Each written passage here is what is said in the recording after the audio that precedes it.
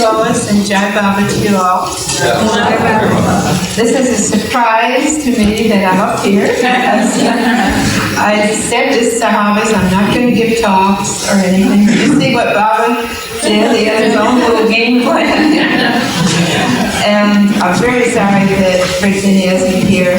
But she is my twin. She's another Gemini, so somehow I'm taking the place of a twin. She and I were always great friends and enjoyed so much of Baba together. And I thought perhaps I'd begin a little bit to tell you how I first saw Virginia. This was in '52 in the barn in Myrtle Beach on May 17th. This was the open day at Myrtle Beach, where always hundreds of people came for darshan. And Virginia, well, first of all, Baba had asked Adele and myself to stay on the back porch and see that people who had just met Baba wouldn't stand there dazed or wander off into the woods and get bitten by snakes, and to usher them down the steps. So we were right in back of Baba and watched all the people come towards him across the barn floor to be introduced to Baba. So I'm watching and I see way at the other door, I see this young man, Harold Rudd, and he was making a great to-do, and he took off his shoes, you know, he had this idea that one doesn't wear shoes in the presence of Master. I don't know what it was anyway, so he was taking off his shoes. He came first and embraced Baba very warmly and then left, but the second person behind him was this gorgeous blonde, and this was Virginia. And so I saw her come walking across to Baba, and as she said, Harold was the one who was into Baba. He had heard about Baba, and he had been a friend to Gabriel Pascal for several years, and she just sort of came along just for the ride, you know. She didn't know what Baba was, sort of, and wasn't expecting anything, but I saw her come, and she embraced Baba for a long time, and it just seemed like one of those wonderful moments, which I'm sure she would have described to you, but Baba just opened your heart and filled it with Baba love at that moment. It was just a transformation she hadn't expected, and it was a very thrilling moment, and that's how I first saw Virginia, and afterwards got to know her so well, and became real, really close friends. Another interesting moment, that was in '52, and in '56, Baba was with us in July, and she was pregnant at that time with Raphael Rudd, the boy who is, you know, the sick person, and you know, that she stayed home to take care of, couldn't be with us. But that was a little bit of an interesting story, was that she had a lot of health problems, and she was going from doctor to doctor. The doctor says, oh, you have a tumor in the stomach, we have to operate, and this and that, and there's 3 or 4 doctors. I came to visit her, and I said, Virginia, you're pregnant. You've got 2 organs there. Oh, no, this couldn't be, it couldn't happen. I said, Virginia, you're pregnant. Go have another doctor. And so a woman doctor did confirm that she was pregnant. And when she came to Baba at 56, pregnant with Raphael, Baba said it was a very special soul that he had brought to be their child. And indeed, he is a very talented young man. There is a movie of Baba in '56 of 58. It was 58 birthday party for Baba, and you see Harold with a little 2-year-old Raphael on his shoulders, and the baby's hands are out like this, and Baba's taking those hands, and he's like doing this, and he's become quite a wonderful pianist and harpist. That's his musical talent. So those little bits about the Rudd family I thought I'd share with you. As for myself meeting Baba, it was the same year, '52, that I met Baba.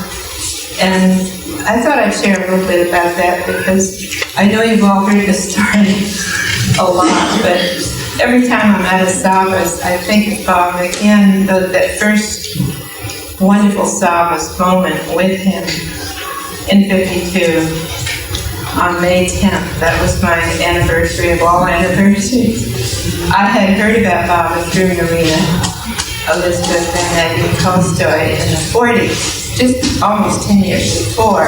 And that was very exciting because they were expecting him to come any moment and to break his silence any moment. And so everything changed. You say, why worry about the world? You know, the God-man is coming and he's going to break his silence. And at that time, the idea was sort of said, well, we'll all get illumined, you know, we'll all practically leave the planet. No.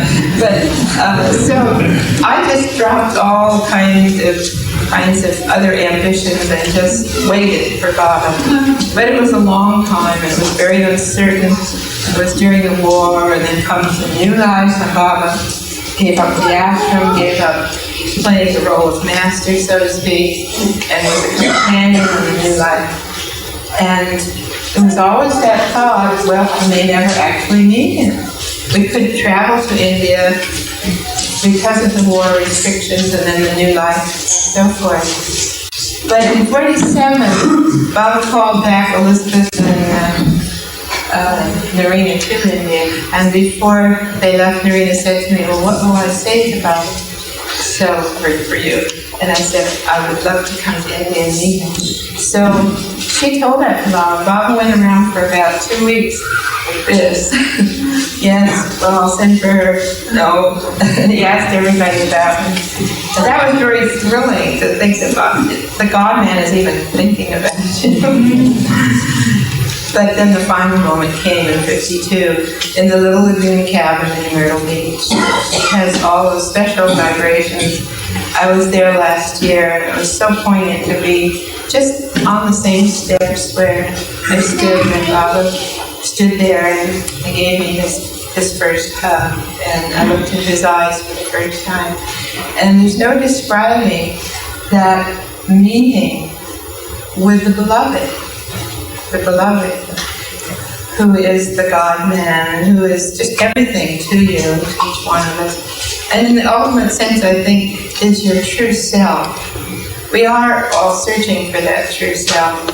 And there's a very mystical moment when you realize that that true self is the divine one, that this illusory, rather limited self that we have is unimportant. It's just an illusion that we must play the game of the role of being a human being, but actually we're already one with that divinity. It's a beautiful game God plays with the universe. And I just want to read a few things about Sahavas, because Sahavas is that intimacy of love between the lover and the beloved. Here's what Baba said in the West. When he first came in 31, he said, your love has drawn me to the West. And he repeated that in 52, it is your love that has brought me here. Those were his words to us in Myrtle Beach that year. And he says here, if one of them, or one of us, loves me as I want to be loved, my coming has been worthwhile. And I think that's true of our little solaces. If there's one whose heart opens up to Baba through any kind of gathering, it's a wonderful thing. Baba said, be ready to step into the intimacy of Sahavas. There you will find the treasure complete. Inscribe the following in your heart: the intimacy of love, lover, and beloved, in the silence of that word, Sahavas. And many times when we were with Baba in Myrtle Beach and in India, we were just silent with Baba. You know, Baba didn't speak verbally, but just that companionship in love.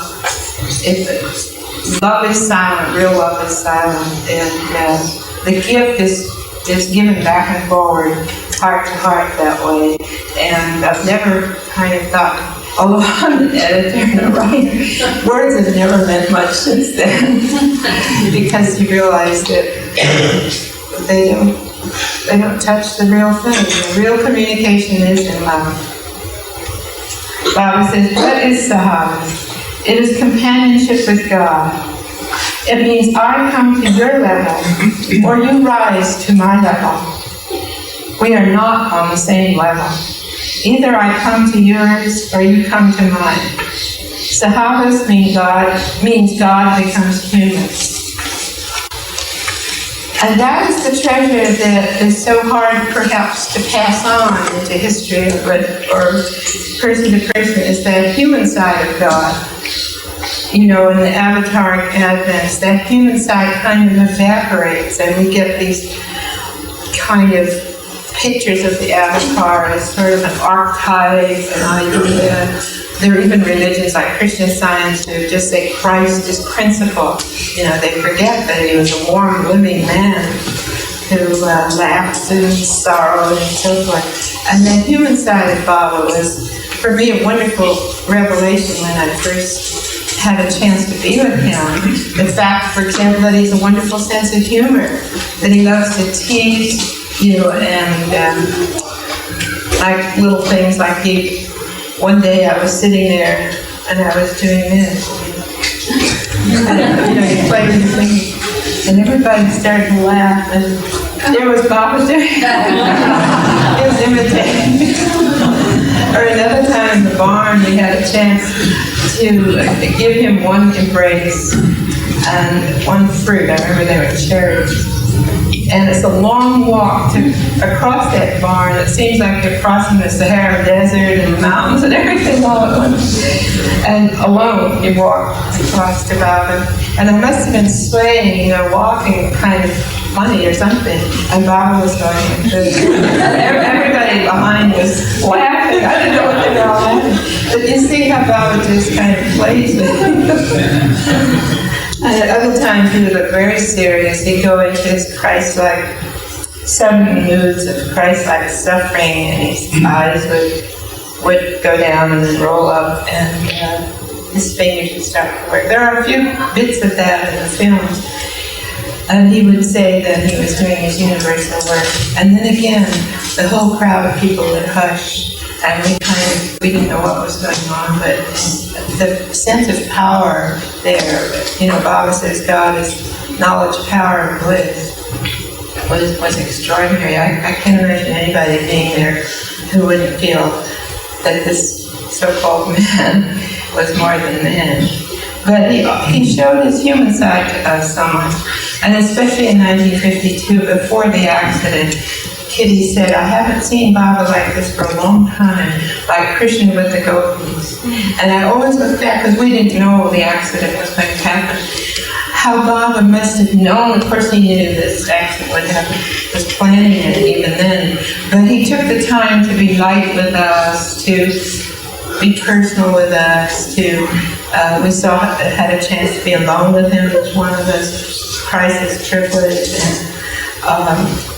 and he kept the mood light and full of love all the way through for the whole week, May 10th to the 17th, and then after that, after the Mass darshan, everything changed, even the weather changed, and Baba's eyes flashed, and he looked very serious and occupied and everything. And then began the whole trip west and so forth. So I saw Baba in the light side, the loving, beloved companion side, and then this awesome side of the God-man in control of world events, and we have no idea what, actually to this day, what it means for Baba to have shed his blood on American soil. We have today that we're synchronizing our Sahavas with this big celebration in New York, for liberty, Statue of Liberty, and I was just thinking that, this country has been founded on, eventually began with people seeking for liberty, and especially liberty of conscience in religious matters.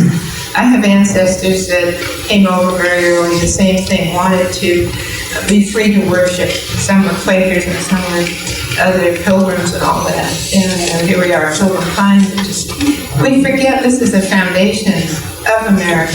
And liberty is something very, very critical. And you have to work to preserve it. You have to work for it and earn it and keep it. I don't mean to be a cliche, but when you think that, especially in this century, so many millions of people have not had the chance of liberty. They've been exterminated and moved around and rejected and imprisoned and tortured. We have to think that we are very, very lucky. We are, and especially the Baba lovers, to have that taste of the freedom of conscience. Just think, we're here in the Christian camp and we're worshiping the second coming. I mean, nobody's throwing us out because we say Baba is the second coming or the millionth coming of Christ. It's a wonderful thing that we're free to do that. And the Baba said the true liberation, of course, we know, is the freedom from Maya. He once said to group of people in India, where is the greatest prison in India? And I don't know what they mentioned. I said, no, it's your body. So we have to be liberated from the body, first of all. Attachment to the body. Doesn't mean you all should be ghosts. And then liberated from the psyche, from the mind, manliness. Baba's beautiful message on annihilation of the mind. That's his job and his game. And it takes a long time to overcome this mind. I don't know how you feel about it, but I feel that my mind is I'm not in control a lot of the time. And with Baba's help, though, I'd just like to say that the difference between Baba as a master and anyone else is a wonderful difference in the path of love. That's why I called my book The Path of Love. It's the Prem Yoga, Baba says. And the Prem Yoga is even different from Bhakti Yoga, which is worship and constant repetition of God's name and all that. It's the real heart quality of love. It's a very special path. It's more difficult than any other path. It's like Hafiz said, I've tried the game of love hundreds of times and failed many, many times. It's a difficult path because it isn't exactly human love. It's changing your human love into divine love. We can only do it with Baba's help, with Baba's grace. When I first met Baba, the first words he said to me, do you love me? Of course, he'll say that to each one of you, and I said that to each one. And I said, yes, Baba. And he said, do you know where that love is coming from? And at that very moment, I felt actually flowing from him, from his heart, the human being, through mine and back to him. I just felt that this love was so incredible, that it was a gift from him, and it really is. The fact that we all here love Baba, that's a gift from him, a personal gift from God to a lover. And then he enjoys the love back. And so our job is not perhaps to create this love, he's given us, but not to block it. And we all know the negative things that block this love, the depression and the bad news, and feeling bad about ourselves or angry at other people, and all of those things. That's our big struggle, not to block the love. The love is there. Sometimes you say, why? I don't feel love for God, I don't feel close to God. Well, he feels close to you, but we're blocking it somewhere. So that's our big job, to keep the Sahavas going. I think a little bit of story how the Sahavas here got started was, this was 12 years ago, and the Pearsons have a cabin nearby, and they invited a few of us to be there. And it was such fun to be together in a nature environment, away from the city and away from the smog, and to be together. We thought, oh, this would be nice. Let's have more people. But of course, the cabin was limited, so we started looking for other places. But before we got to Chris's cabin. We drove up at night to avoid the heat, and we stopped for a moment and got out of the car to look at the stars. They're so wonderful. You never see stars in LA. Small space. And just then, we were at the fork of the road, and just then I saw Baba. And if I see Baba, it's nothing to do with me. He just appears when he wants to.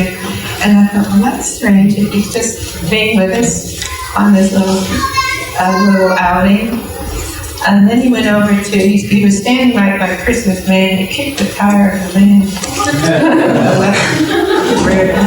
And that was kind of interesting. And then I never said anything to anyone, but later, it turned out that fork in the road, just a mile or so down that fork, was the camp of, what was the name of it?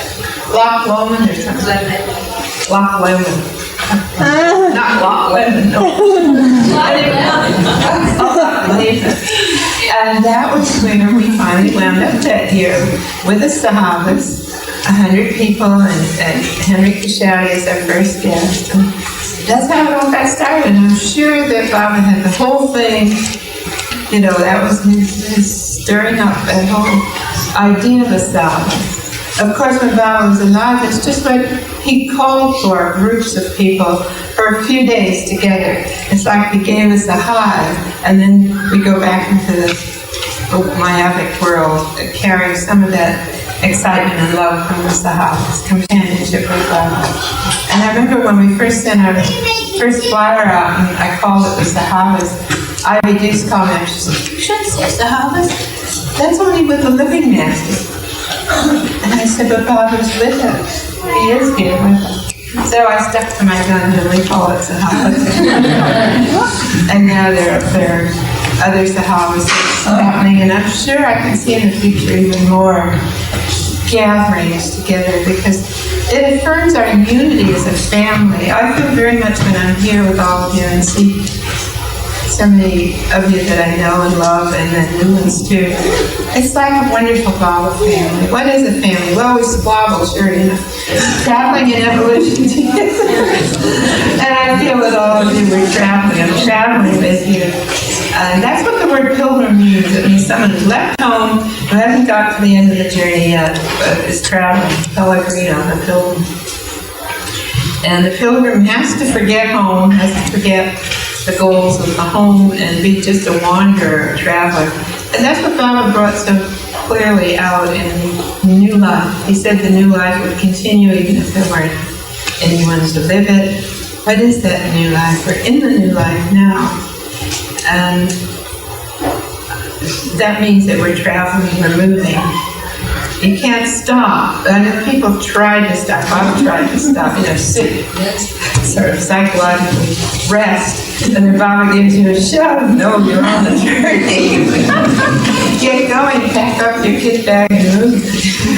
Whether you actually physically move, but you got to emotionally move. He just gives it to you, knocks it. Like I said last year, the kick and the kiss both send you forward, right?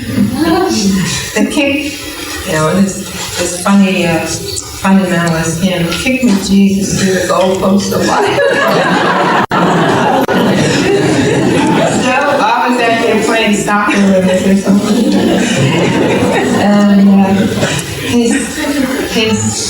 And what he's talking about is definitely your ego. So, what is the essence, though, of Baba's path? He emphasized the path of love is surrender. Surrender. When I first started searching spiritually, it was actually the Ramakrishna group, and especially the wonderful disciple Vivekananda is writing, is really beautiful. And he quotes this from whatever it is, the Vedas, that there's 3 great blessings in life. One is to have a body, human body, to have the longing for God, and to have a master. And all of us here have these 3 wonderful gifts. And you think back, to have the human body, this means that we've gone through this incredible evolution. We have a human body. And we're in it. We're not on the other side drifting around. We're not, stones anymore. They have this body, but they like this body. And then we have a longing for God. That here we are. That means you've reached another whole jump in evolution, and you're at the gateway of the path. And then the third thing is you have a master. And what a master. Not even a master, Baba says. He said this to Jean Angel, who said, "Are you my master?" or something like that. He said, "Masters, masters." He said, "I am your God." So we not only have a master, but he is God. He's God in human form. And there's certain moments when you're with Baba that you get very convinced of that. I don't know how to describe it. One time I was, again at 52, it was real early in the morning, and I was just coming across the bridge there, and there was Baba, and he just sort of drew himself up just a fraction. And it's like he drew the curtain aside for one pinprick moment that I just knew I was in the presence of God. And all I could think of to say, in words is, I said, "Good morning, Bob." But what do you say? Good morning, God. But it's just certain flashes like that, and some kind of inner experiences too that I had even before I met him. I had inner contact with Bob, and you can't experience it more than a fraction of a second, because it is outside of time. Divinity is outside of time. So it isn't something that goes on, but it's kind of what you call a glimpse somehow. And it's a gift from Baba. I don't pretend it's anything else but a gift. But it is a gift because I don't think you can intellectualize that Baba is a God. I've had many an argument with other people from other religious backgrounds, how can you say Baba's a God? He does this, he does that, how do you know? What proof? And the Baba always says there's no proof that only another God realized person could actually, say that they know. So we're going on intuition, we're going on revelation, we're going on glimpses, faith, all of that. But with Baba's grace, He's given us this wonderful chance to connect up with Him. And I always say this about these connections that are going to be the big thing in your evolutionary process with Baba. I would never have gotten to hear of Baba if I hadn't had some karmic connections with some of those disciples and so on. So always be nice to everyone, because and in the future, which one will hear Baba first and then turn around and give the chance? So that's another reason for not fighting with anybody. Well, actually, a big fight might help, because then your karma is real tied up. But anyway, the connections are what counts. And that's another reason for being a Baba family. And we're now sort of an international family. We're a Club Med Baba. We meet at all these glorious retreats. It's pretty nice. And it may not last too much longer, because when the world is threatened with annihilation and all sorts of things, war, we might not be able to move around like we used to, and share with each other, marry each other, divorce each other, It's an international group. But it is a Baba family. And it's growing. It's growing very, in a nice, intimate way. It's not growing with, here we all are, like this morning, we're all sweating it out. Let's get the media, publish, print, get on TV, videotape, all sorts of stuff. And that's all immaterial, really. Because it's growing from heart to heart. I think that's the way Baba wants it. His love spreads that way, he said.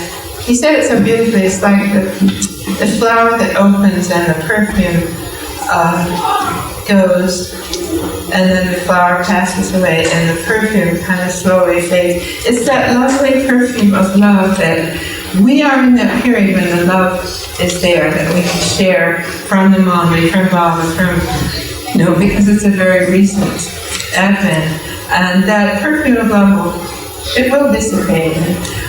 There'll be great crowds of people that love Baba, but they'll kind of come to Baba because everybody else is doing it, or intellectually and so forth. So we're at a very precious point in time to share love directly from Baba's advent. Baba said his manifestation period is either 100 years or 200 years. It's 100 years if he comes back, and 700 years, and 200 years if he comes back to 1400. But all the time we were with Baba, he said, I'm coming back in 700 years.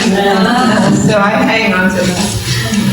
Like little humorous things, like if somebody wandered off from the group, they didn't realize that you don't leave Baba's presence without his permission, and they'd go off and do something with him. And then somebody else would have to go off and find them, which was all. You always think, oh gosh, do I have to leave Baba to go run after this person? But then they'd come back, and Baba would go, you won't see me for another 700 years, you know. In other words, stick around, don't miss any moment with me, because you may not see me for another 700. So I always stick to that 700, which is now what, 680 or where are we? So, and Baba, one evening we were with Baba in a guest house with the women, which is always a lovely intimate time. This is 52. And Baba looked at Adele, and I guess we were the youngest there, and he said, inscribe this on your heart. God alone is real. Nothing matters but love for God. And as his fingers traced his own heart and looked at him, I felt that just go into my heart. That's the one phrase I remember so much, and I was thinking, nothing matters but love for God. Because we all go through these life situations where, all sorts of things matter at the moment a lot more. Another way Baba put it somewhere else is, there's nothing serious except lack of love for God. There's nothing serious except lack of love for God.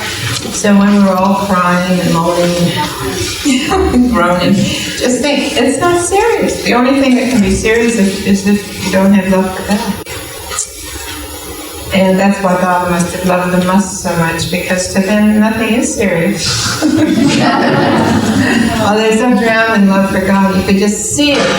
That they don't care if they're sitting in a latrine and starving or whatever they do. Amazing. Amazing. I counted up in the wayfarers that Baba had personally contacted, just from the wayfarers, I know more things later, 7,000 months. Do you know what that means? 7,000 people. The journeys that Baba took are so incredible. If anybody wanted to ask what the life of the God-man is, just that part of Baba's work alone, to contact the advanced souls. Never mind his work with the poor and the lepers and what are we? Not poor, we're not lepers, but close. But he contacted us too. But I just imagine, I'm just so dazzled by Baba's work with these wonderful, wonderful souls, which I'm sure India and Afghanistan, whatever, is still full of, but we don't know who or where they are at this point. But as you know, Baba said there are 3 ways to go on the path. One is sleek, and one is must, and one is veil. And I certainly would say that it's the most exciting one to be veiled, because then you don't worry about all this other stuff. The sleek is the one who experiences the plane as he goes through it. Or he or she, person, we should say person, right? If the person goes through the planes. And the must loses his rationality. He experiences the planes, but he has no control over what he's doing. He doesn't use the powers exactly. And he's a must, and he gets stuck. And so can the Salit get stuck. But if you are under the veil, you don't know what, who, or where you are, thank goodness. And you just trust in Baba. Again, I come back to the point that Baba, as a master, or even more, as I say, the God in human form, as our master, asks only one thing of us, and that's surrender. He says that's the path of love, is surrender. Not always disciplines, not always vows and renunciations and stuff, just surrender.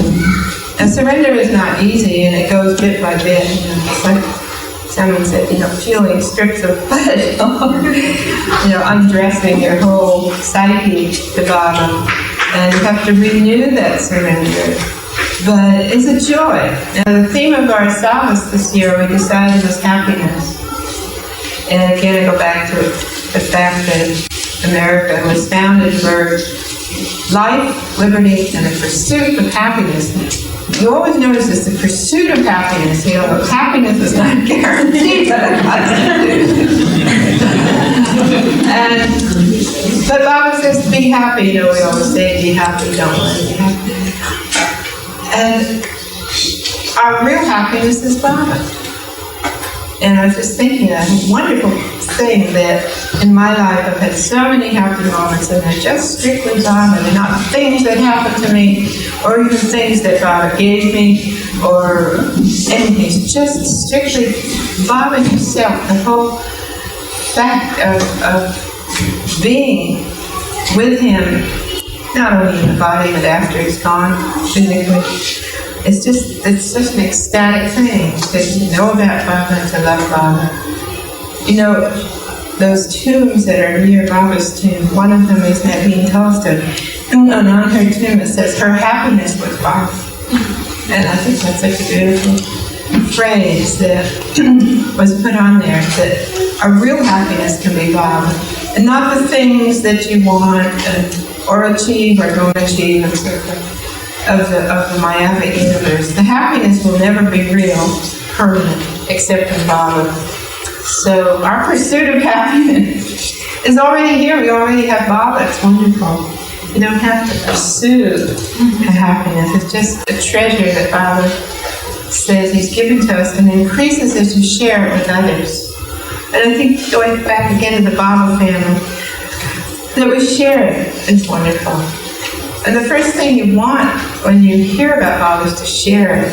And I've seen some people turn away from groups or people or the Baba quote family or whatever for various reasons. And I think it's always sad because they keep their love for Baba maybe, but it's like keeping perfume in a bottle and never wearing it, never sharing it. And I think it diminishes. I've seen it happen, and some people actually drift away. Not that I hold up anything for any group of whatever we are, but to hang together, to share our sufferings and happinesses together is very, very important to me. And that's why I've always been so interested in working with people and being with people. My happiness has been to be with you all through many, many years. The first gift was meeting Baba's older disciples, and then others through the years, just hundreds and hundreds of people. The biggest fun I had after meeting Baba was introducing people to Baba.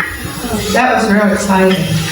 People I hardly knew, and I get stuck because Baba always wanted, a few words of introduction. Not because he didn't know who the person was, but to set them at ease. In society, you introduce someone, you just don't say, hey, you. You have to go up to Baba and say, so this is so-and-so. And I remember one lady, your mind goes blank, introducing people over there. And I didn't know much about her, so I was just stuck.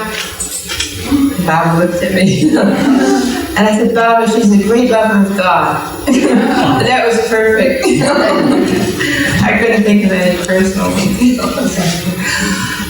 But it was exciting. And to watch children meet Baba was exciting too. I remember a little 4-year-old went to meet Baba, and he came out and on his daddy's shoulder. I said, who did you meet in here?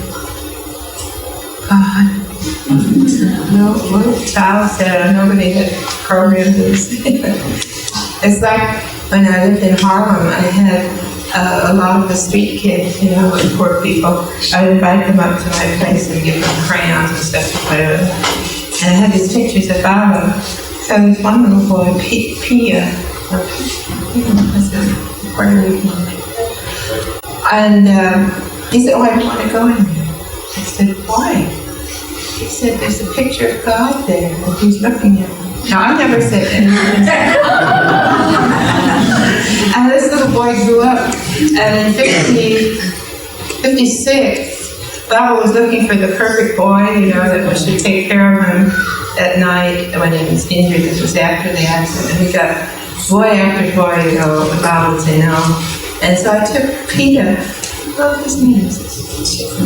It means Peter in Spanish, or somebody else. Pedro, yeah. And another little boy was a Catholic Irish boy with a cross, he was wearing a cross, out to Hartsdale, thank you, to meet Baba, to see if he would choose one of the boys. And it was wonderful for me to watch them meet Baba. And Baba reached out and picked up the cross and said, what is this? And the little boy said, oh, that's the cross of Jesus. And I thought, what a moment. The little boy is. So, they weren't chosen, but they had a chance to meet Baba. And I think Baba's whole game there was to contact younger people, because in the 50s, there were very, very few Baba children, or even teenagers. So this was the whole kind of scheme where he got to meet all sorts of youngsters from all over. I know Fred Winfield just dragged them out of the elevators.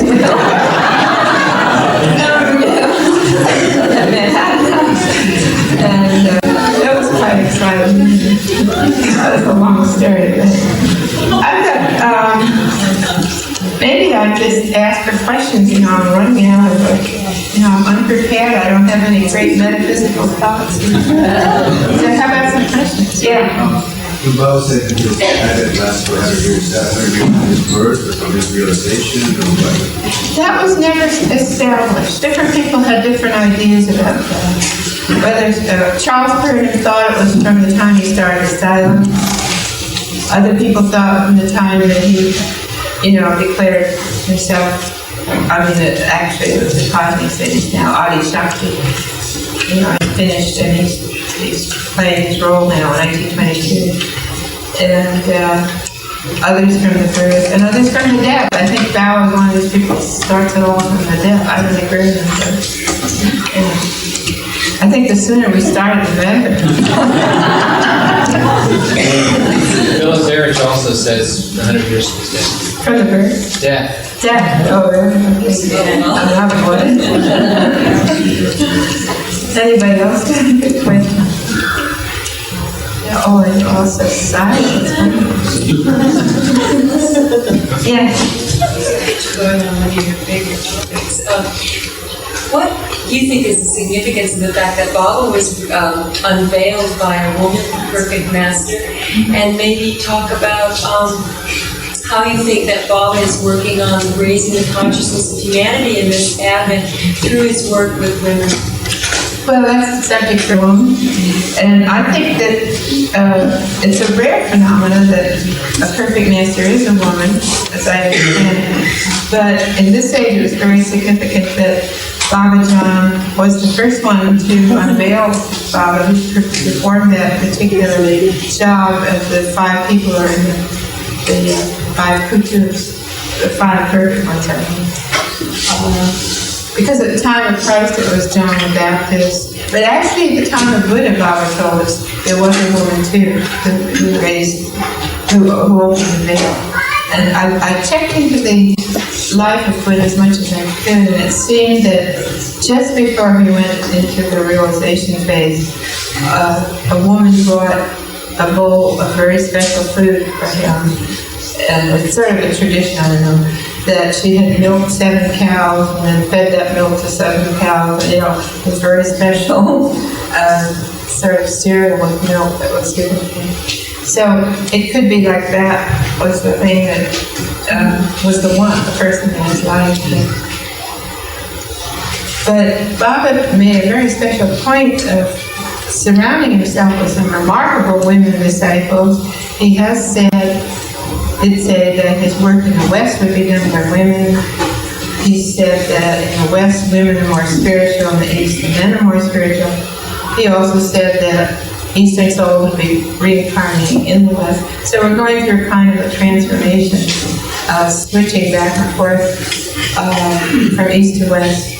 I've been very interested in that because so many psychologists, including Carl Jung and Hilden and others, has kind of warned us not to get into Eastern thought because the whole psychological background is so different from ours that we should stick to our own traditions of the Judeo-Christian background. But if you switch from incarnation to incarnation, that really doesn't apply.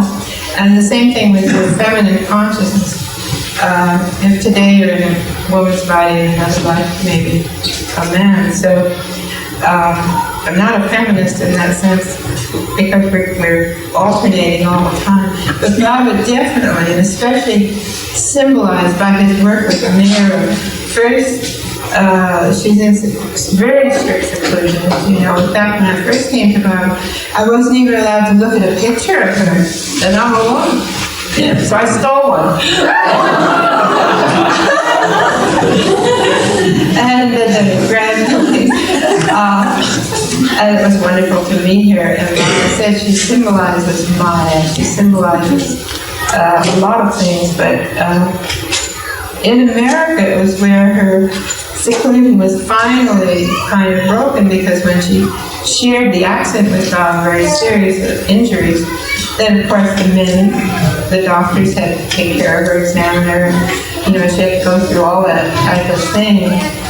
And this broke the, that kind of seclusion. So I think that it happened in America, I think, was significant.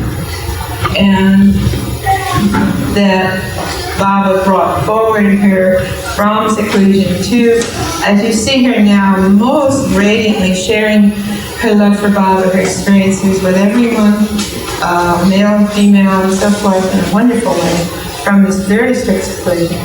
And that symbolizes, I think, to me, the upliftment of woman's place in the world. After all, we're half the population of the world, right? And at least, and with due respect to history and to men, we have been a subdominant caste, let's say, for a long time. And this type of attitude is still very common around the world. Many societies, even in Europe and places, it's like women are second class. They're not given many privileges, even. They just, for example, in Ireland, they've just given the right to divorce. They're debating it now. And that's a terrific step to take that. In France, it was, for a long time, women didn't have a vote. You can imagine, France and Switzerland. And that's phenomenal. It's like saying you don't have the brains to make decisions. And you meet this in business still. So we're still, upping our position. But the main thing about it is that Baba says in this age, we have to transfer from reason to intuition. And in the feminine incarnation, your intuition is working a little more openly. And so I think that's one reason that Baba's brought us forward, because as an intuitive part of the half of the right side and the left side brain, we can add so much through our intuition to society, and that has happened. A lot more charitable work and attitude in government law has been pushed by women, working with abused children, with battered wives, with concern for all sorts of people that need help. You'll find that women now enter always serving professions in wonderful ways and forward it so much. And also take their place in the intellectual world. They're still denied a lot in many areas, but I think Baba and his treatment of women around him and pushing him forward to do things. Just a small example is Mani herself. In the ashram, she was given all sorts of chances to learn typing, to do all sorts of things, you know, that at that time I didn't see any purpose for it. Look where she is now. She's the head of the trust. She's really very critical position there in India. She's just functioning wonderfully balanced way, and Baba just brought it all forward in a wonderful way. And his own sister, beautiful example too, and many of the others there. And actually being with Baba, alone with him, with the women, you have a very special sense of your identity as a feminine person in a way that's indescribable. I'm sure the men did too, and it was like really, you gotta focus on it, which you don't get from anywhere else. And it was a wonderful privilege. So, hooray for women. Yeah. Did Baba say anything about what he meant by Mehera representing Maya, or did he have any idea? Well, Baba's giving discourses on Maya, illusion, and of course it's an ancient concept in Hindu or ancient thought that the world is an illusion. But it's beauty, it's illusion, it's what you call process, the creative process. And without it, God wouldn't enjoy himself. He had to go through this creative process of evolution, drown himself in illusion and come out of it. So saying that one person represents Maya, it's to him the beauty of his own creation. The mystery and the fact that he's in love with his creation. You always felt around Baba and Mehera the love between them. It was so, it's just too special. The God-man and the chief disciple Baba said she's the purest soul in the universe. And it's true, her love for Baba was just incredible. And every time Baba would say, I'm looking for even one who should love me as I ought to be loved, it was a hint that there is one anyway that's Mehera, who has loved him as he ought to be. And it's just complete focus on him. And it's like a mirror of his love in a limited human being, yes, but it's a perfect limited human being.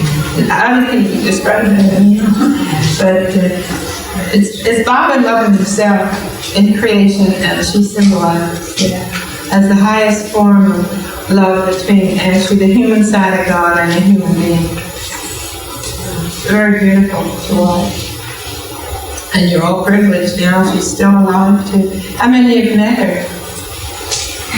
Oh, that's wonderful. Well, the rest should.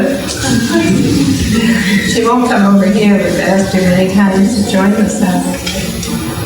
Her duty is there, but you still can get on a plane and go. Well, if there are no more questions, I'll say Jai Baba and thank you all.